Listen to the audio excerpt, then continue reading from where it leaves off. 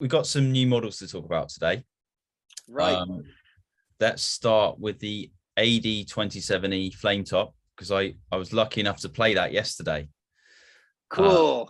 Managed to play it. So it is quite different for Taylor. Would you agree?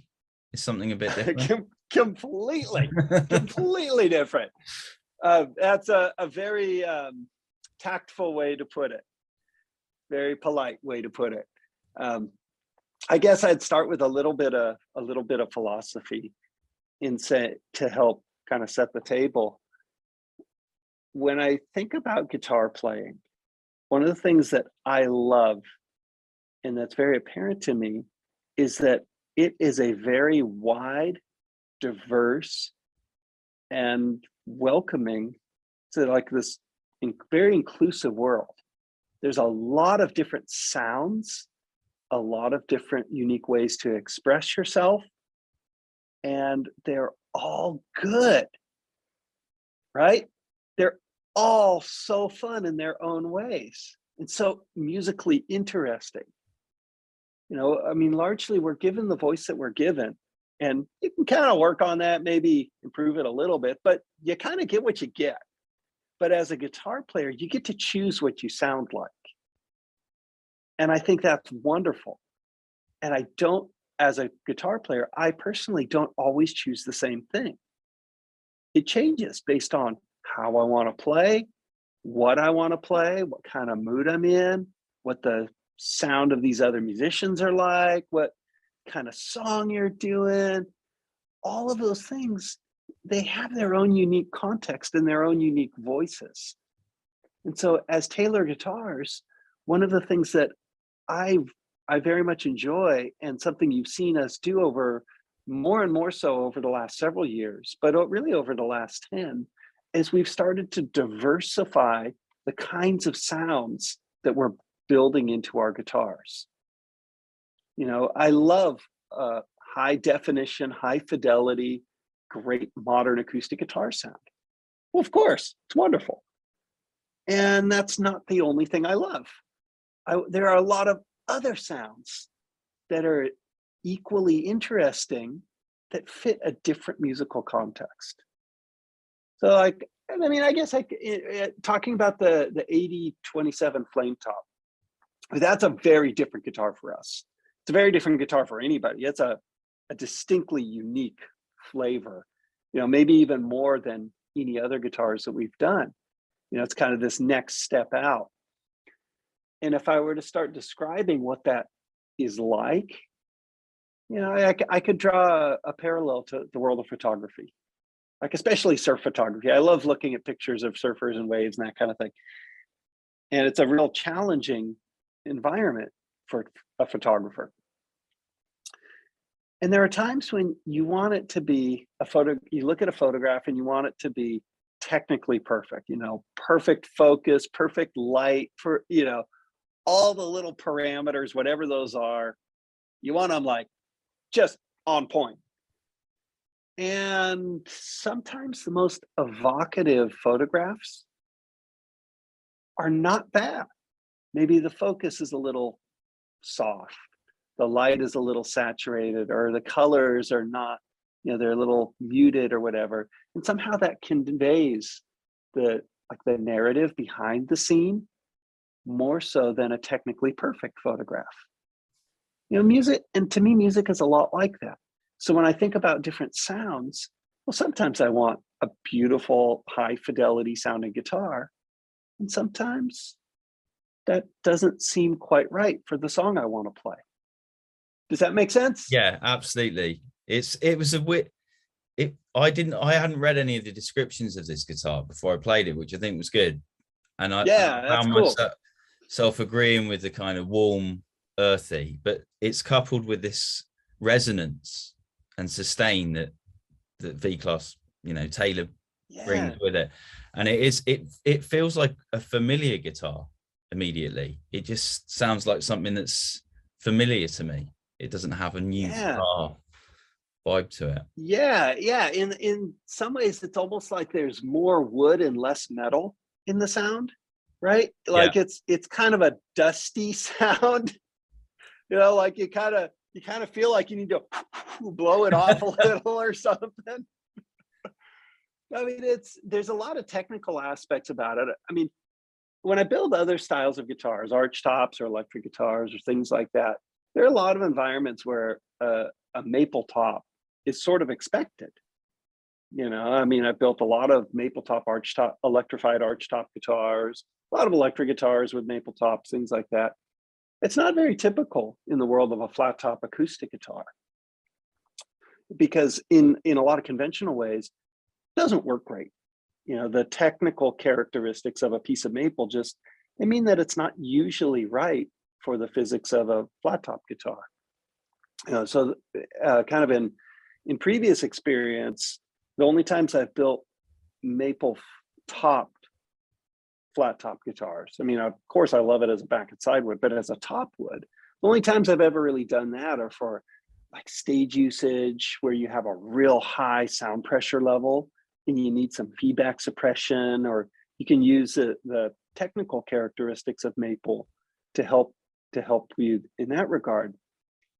But going back to the initial premise of the V-class architecture, that really opened up a lot of worlds of development for us, because that starts to kind of step over some of the traditional constraints of what we could build into the sound or what we could do with the guitar physically, where now we can manipulate it, we can refine it in a lot of different directions and use different materials in real unique ways to create these sounds on purpose. And so it gives us a broader palette of what we can start working with to go, oh, well, we could build a guitar that sounds like this, or we can manipulate it in this other way and build a guitar that goes this direction. Well, I say yes. I want them all. I like them all. They're fun flavors. Obviously, maple also opens the door on sustainability, which is a kind of foundation of Taylor. Yeah, well, very much so. I mean, when you look at the way that our world is changing, it means that we're crossing over into this area where we're not hunter-gatherers, we're farmers, right? You know, it used to be you could go out and just find what you needed, but now that's not really the case. You have to actually propagate what it is you want. And so we're doing that in a lot of different ways, whether, you know, in some contexts, it's the Urban Wood Initiative, where we're repurposing trees that were grown for other reasons, you know, out of urban environments. We're using more domestic woods like maples. I mean, maples grow all over the world, including here in the domestic United States. Well, it's a huge commercial timber that's grown for a lot of different reasons, a lot of different industries, except that it's one of the most traditional woods to build instruments from because it works wonderful. You know, it's got all the perfect characteristics. That's why violins, the backs and sides of violins have been built with nothing but maple for the last, you know, several centuries now. You know, okay, this wood is great. It's got everything going for it. Okay, walnut is another one. You know, it's another great wood that it's typically planted for food usage, for walnut orchard usage, but you have the secondary benefit of being a popular commercial timber species that just so happens to be great sounding wood. Okay, well, we'll be using more of that. And in fact, even in some of the other guitars we'll talk about today. But, you know, you see these kind of this inevitable future coming, and you know that what used to work isn't going to work in the future. And so we like to continue to develop our instruments kind of anticipating the changes that are coming and anticipating the world that's in front of us rather than try and hang on to the one that was behind us.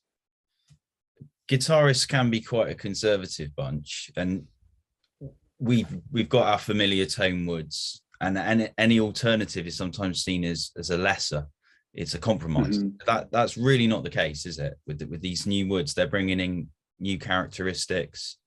They're not lesser woods than, say, rose. No, In many cases, they're superior to the kinds of woods that we've become accustomed to.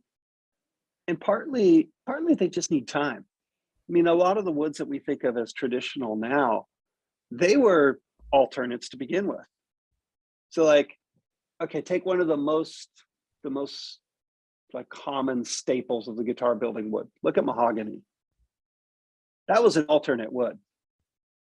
Originally, guitar necks were built with Spanish cedar, right? And here in the US, you had this huge pattern making trade where people were importing mahogany because it's one of the most stable woods and one of the most easily workable woods to create these real accurate patterns to make metal castings and molds and whatnot. Well, that has in some ways superior characteristics to even the conventional Spanish cedar that was in use. So we started, as guitar makers, we start using mahogany. Well, you go on another 100 years and you come down now and you go, well, that's like the most traditional wood that we could think of. And fortunately, mahogany is such a wonderful wood to work with. It was grown starting in plantations starting a full century ago. So there's lots of mahogany to use, which is great. And so that's a wood that is traditional that will continue to be available.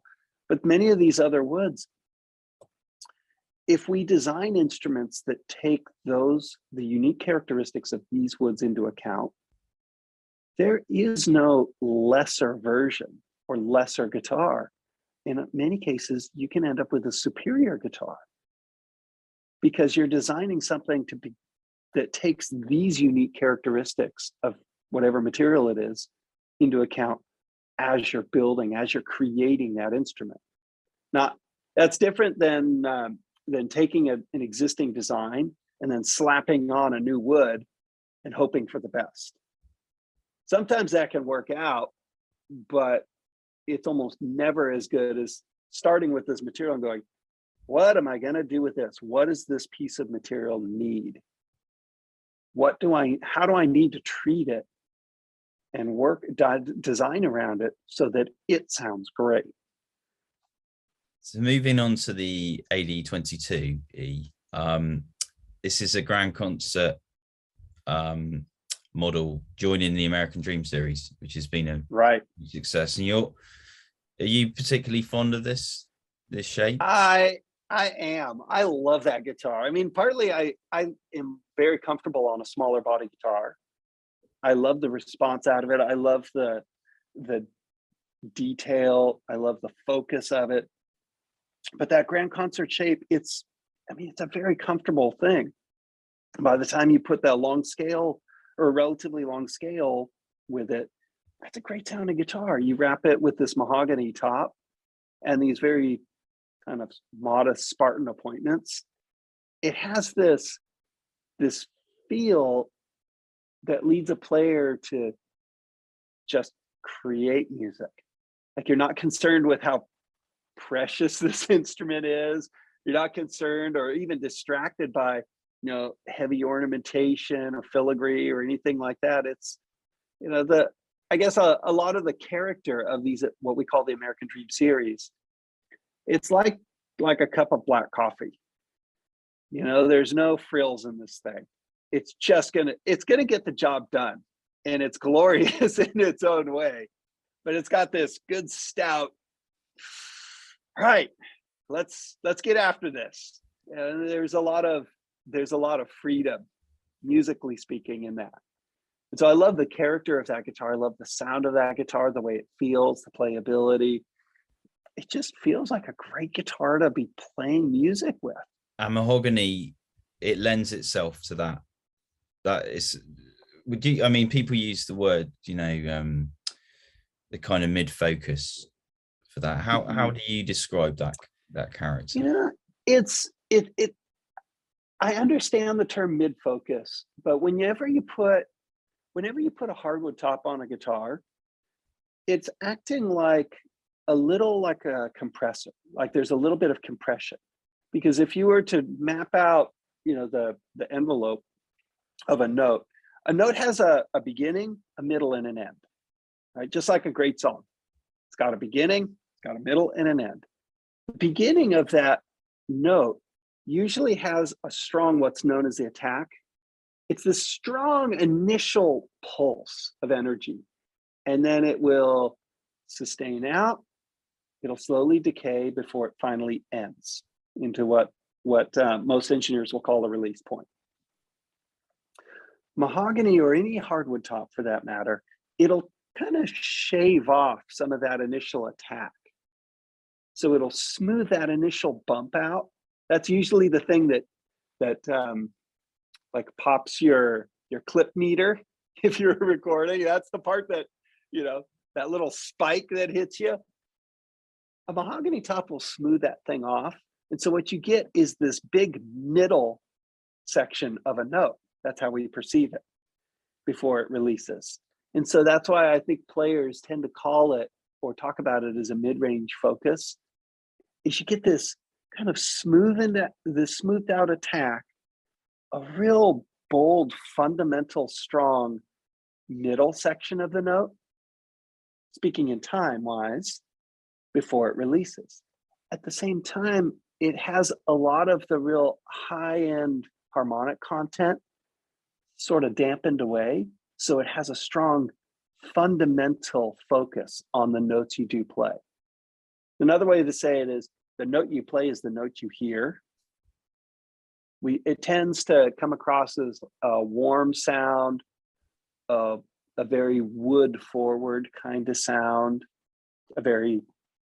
it's like a focused sort of sound. And so a mahogany top guitar will always have that character. It'll have at least some amount of that. And put into the context of a V-class grand concert body, where it's a relatively small body, but somewhat lengthened. I mean, it's from say where the neck meets the body to the tail of the instrument, it's actually in similar range to a lot of other larger guitars. You know, so it has this sort of stretched out effect with a long string length. It makes for a really well-balanced, very well-focused, great finger style guitar, great blues guitar. It's got a really unique character. There's often been this kind of concept of the all-rounder acoustic, and I wonder if that really applies anymore, because small body guitars can be great strummer guitars, great songwriter guitars. They're not just for the finger pickings. Is there such thing as an all-rounder acoustic anymore? You know, I think so, because a great instrument should be able to do a lot of things well. I mean, if you look at a great piano or a great violin, and you could play jazz on it, you could play classical music on it, you could front a rock band with it. Yeah. You can play country and western or swing or kind of anything with it. So if it's strong in all the musical fundamentals, it's going to work really well, no matter how a musician starts to approach it. That said, there's kind of this balance point where you go, yeah, but there's one spot where it really works great. And that's exactly how I want to use this one flavor of guitar. You know, because let's say if you were to compare that AD22 and the AD27 Flametop, well, they're both within the same series of guitars. They're different woods, different body shapes, and completely different voices. They're so different. You know, so on that AD27 Flametop, like personally, when I pick it up, man, I want to play it really hard. I want to strum it because it just feels so darn good when you do. Like I want to lay into the thing, go, yeah, this is killer. This is wonderful. And then I'll pick up AD22 and, you know, I can strum that hard and it sounds great, but I could play some blues on it and it sounds really good for that. Or maybe a finger style piece, or start writing parts for a song. And so, yeah, there's a lot of, I don't want to limit any one of these guitars and say, well, it does this and not this, because they're strong musical voices, but they are distinctly different. Yeah. They're unique.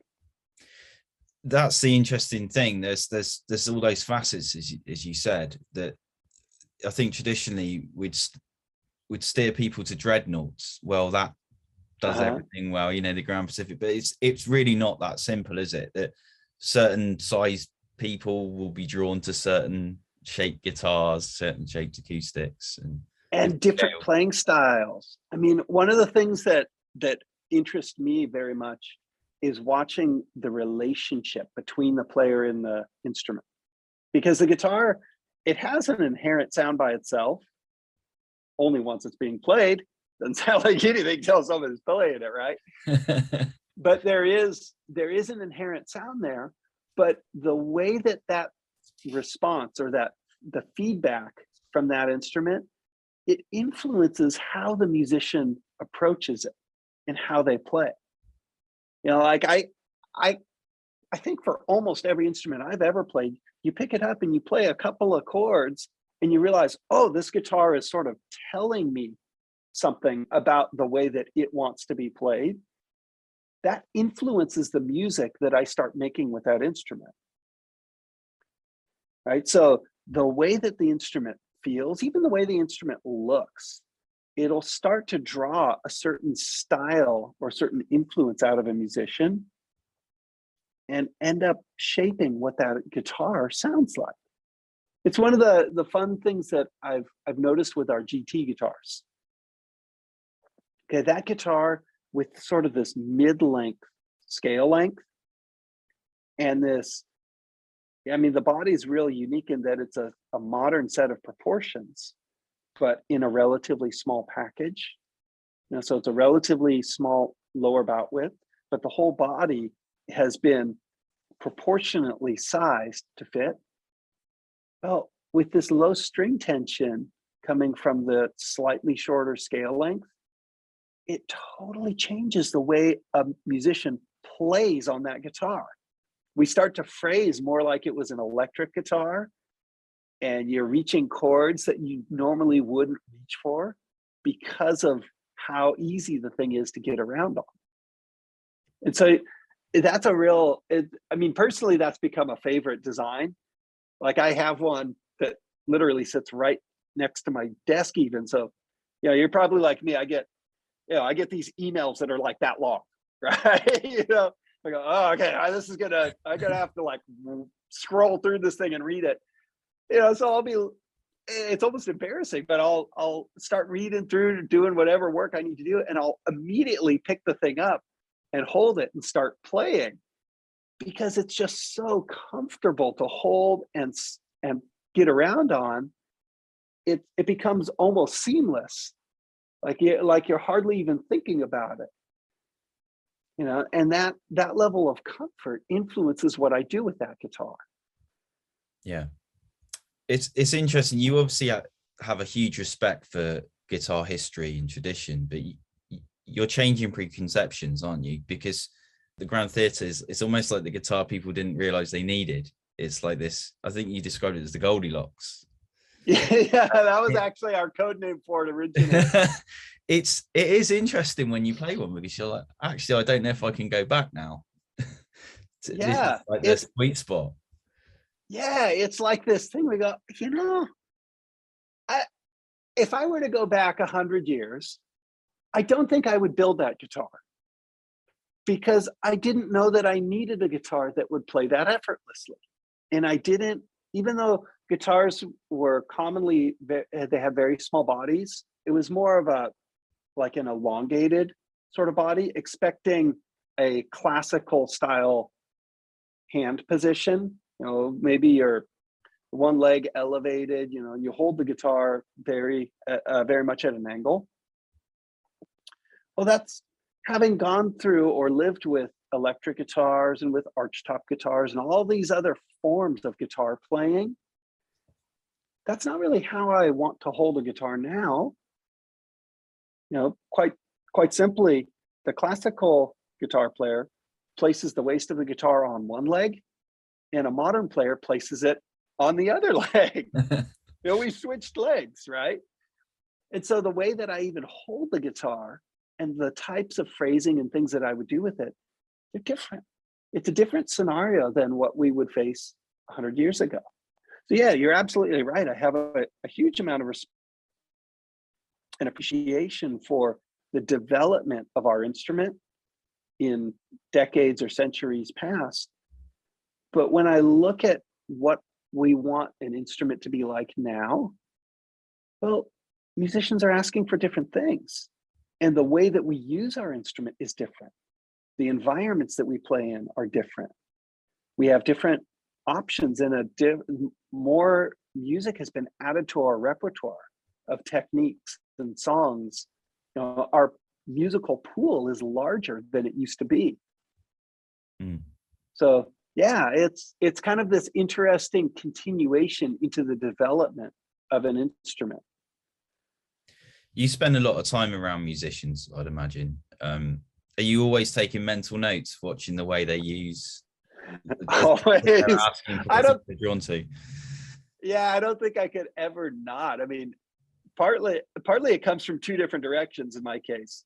I mean, it's not weird like a split personality or something, but both as a builder and as a player, I'll watch somebody play or I'll listen to them and go, oh, well, now how'd you do that? Or, oh, that's a different approach. Like, okay, you're holding the pick like this, you're holding your hands like this. What do you know, and you're thinking about what a person sounds like, the kind of influences they're bringing to their musical table. Like, all of that matters. You know, it's fun. I love it. I've always loved it. That's kind of what drew me into music in the first place.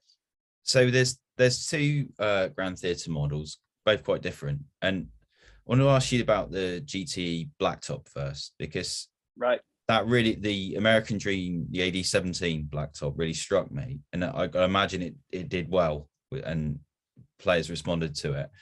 Did the success of that kind of feed into this? Yeah, yes, because players like it and I agree with them. I like it. I think it's really cool. It is. I mean, it's kind of like it's like wearing a pair of Chuck Taylors, like a pair of Converse. They become sort of an icon because black and white looks really cool. It's great. I love it. It's not too precious. It's fun. It feels very musical. Feels appropriate. It feels and looks creative to me. And so I wanted to bring some of that aesthetic onto a grand theater model because I love, like I had mentioned earlier, I love that platform. I love the size. I love the scale length. I love the design. One of the elements that we're mixing into that is walnut on the back and sides, rather than even just cabinet grade or carpentry grade kind of walnut. We started partnering with a SAR here in the US that's cutting guitar grade material for us out of logs. So it's very straight grain, like nicely quarter sawn. It's real, very high grade material that we're drying and seasoning in our own kind of with our own recipe to get the characteristics we want out of that wood. And it becomes an interesting additional voice in the grand theater line or within the context of that body shape. Now the GT Urban Ash has an almost flamenco-like character. When you hit that first note, the initial peak, the initial attack on that note is flamboyant. It's so vibrant. And that's, it's got this almost flamenco guitar kind of character. Using a more dense walnut on the back and sides lends a little more support in that sound. So the low end starts to get a little more clear horsepower, has maybe a little different projection, but the response is a bit different, especially on the low end. And so that was a unique guitar to put together. That's one I'm pretty excited about, both aesthetically and sonically. Yeah. And the mahogany, I'm really excited to hear that kind of combination. Yeah, that was just good. That was like one of my initial prototype guitars was an all mahogany version. We went, yeah, this is going to be great. This is just so cool. In fact, I think that one ended up with Billie Eilish and Phineas, who had one of my first prototypes of that guitar. They're using that a lot. But yeah, that's a really great flavor.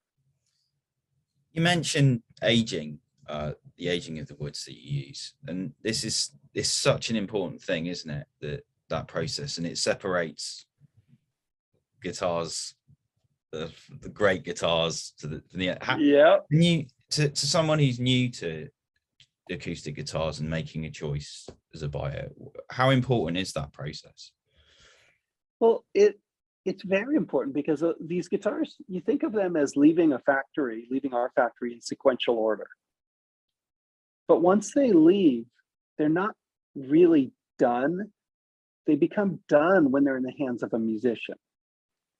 And so the way the guitar develops in response to this musician's playing style or that musician's playing style, it will slowly continue developing, and I call it ripening, as the guitar gets older and older. I mean, a guitar is one of the only things that you could buy that gets better the more it's used, right? Everything else deteriorates. Everything else wears out.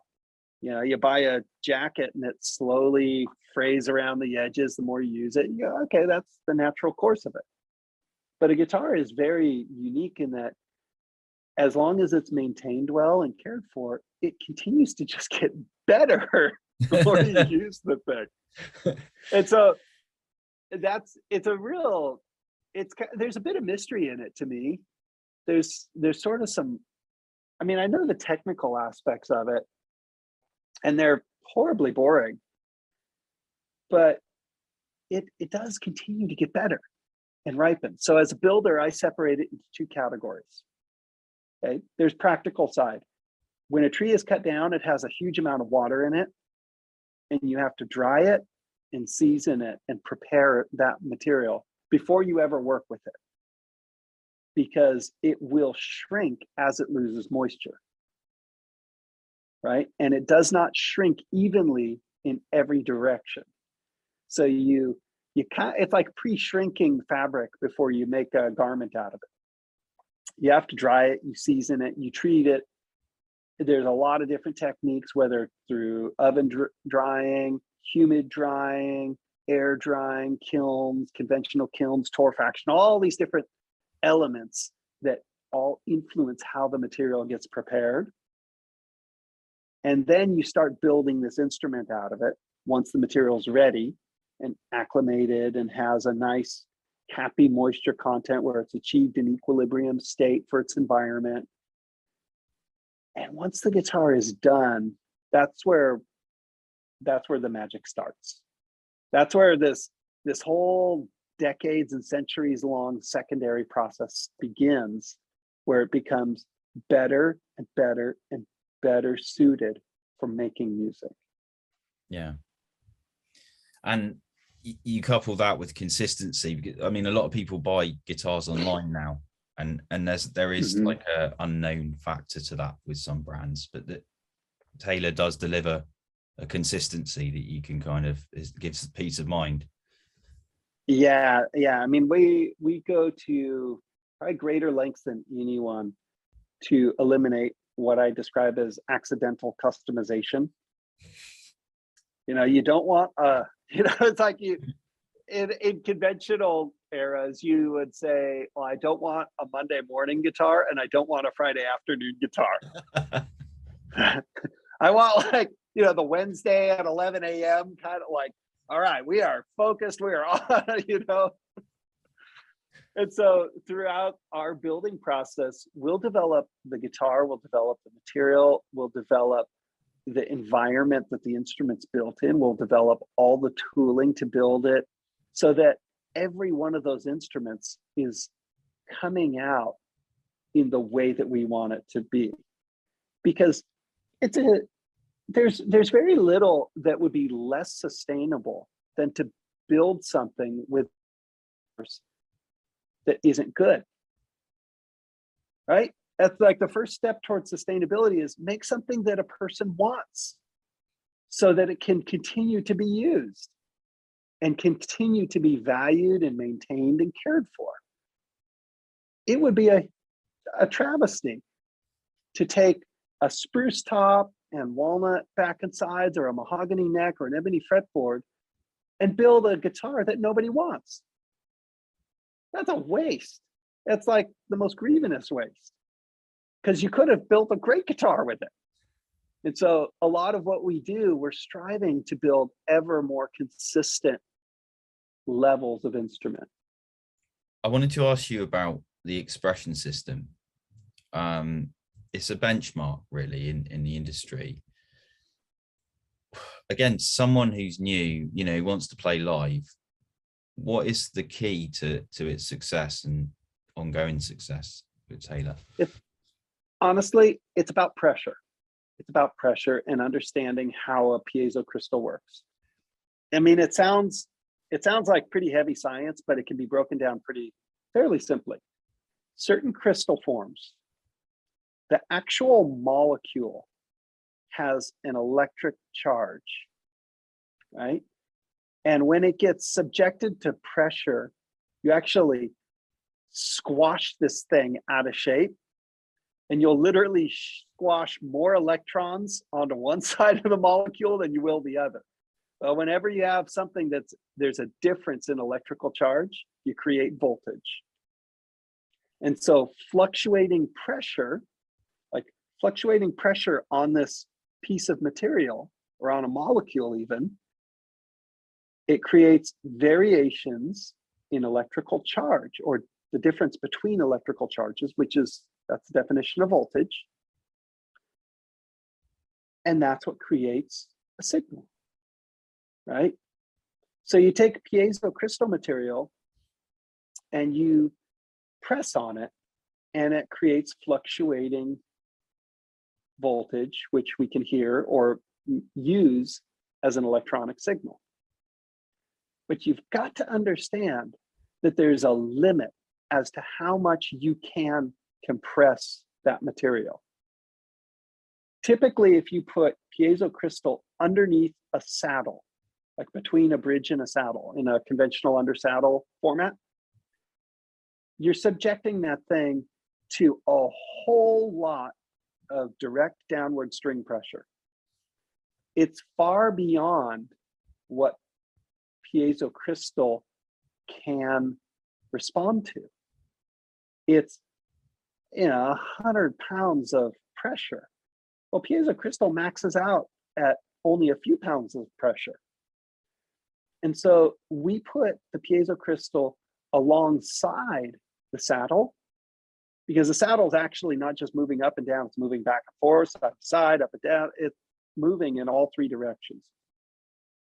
When we put the piezo crystal alongside the saddle, we have direct control of how much or how little pressure it's being held under.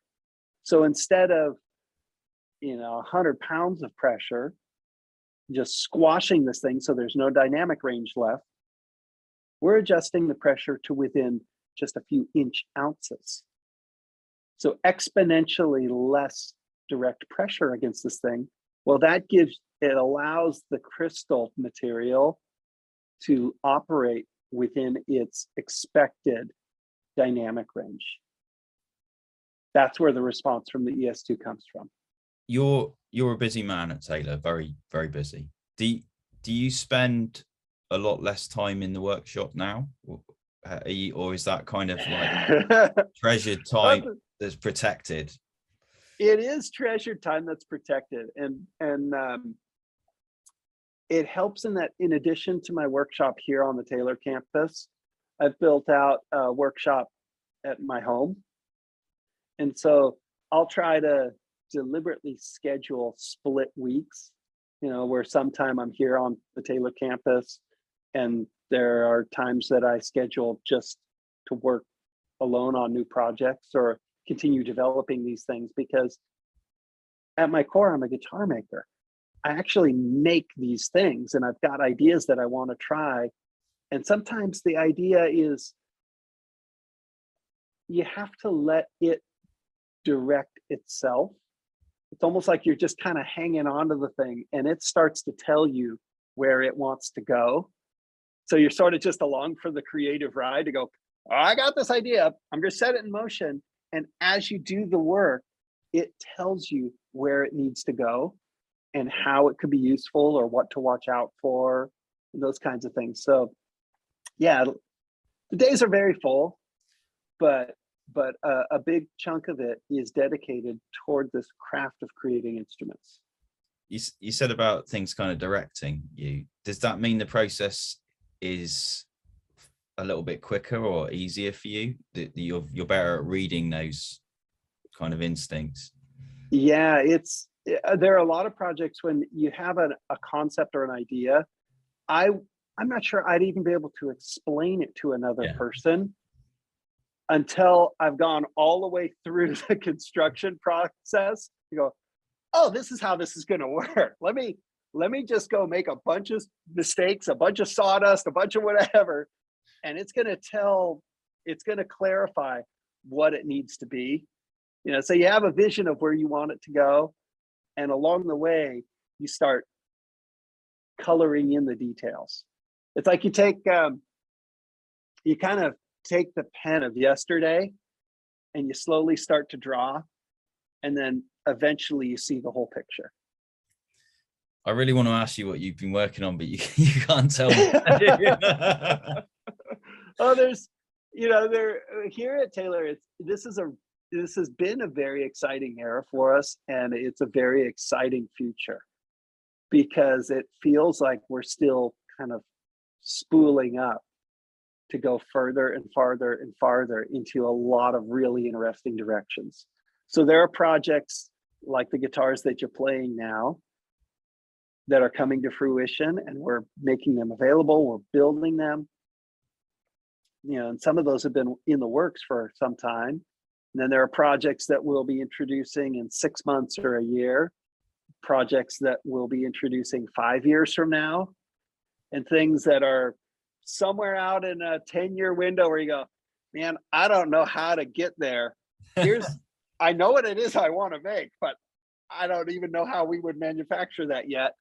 We're gonna learn about it between here and there, but I see where we're going, and that's the direction we're going to take. It's an exciting era. Yeah. And a big theme from the last few years seems to have been Taylor. You've changed the conception of what Taylor does and who it can appeal to. I think like the GT and right. The American Dream, the Grand Pacific have changed, like, from my perspective, what Taylor is, and that kind of opens doors, I guess, for the future.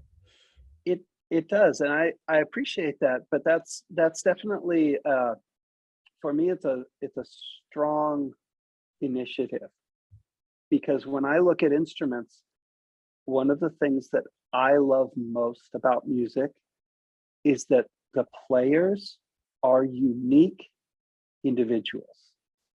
We all play different. We all make different music. We write different songs. And I want to do everything I can do as a builder to encourage that.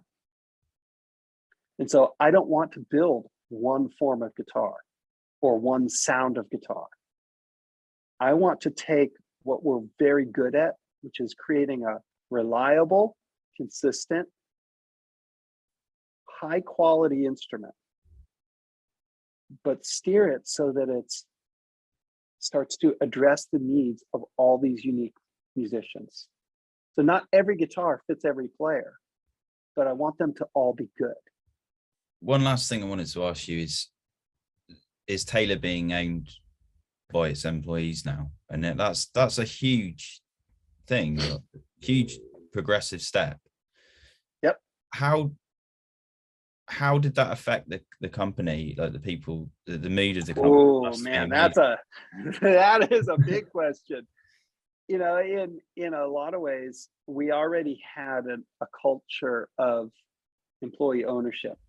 The people who I work with here at Taylor Guitars love this company. We love making instruments. We love contributing to the musical landscape. From a guitar player's perspective, what it means is that our focus can remain into the future. It can remain focused and concentrated on the instrument and doing a great job building instruments. Because when a company has outside ownership, the focus inevitably is a return on an investment. It becomes a financial venture. That turns into the primary motivation. In our case, sure, we're in the business of staying in business, but we do that by creating great guitars. And so we can remain true to that vision and that purpose.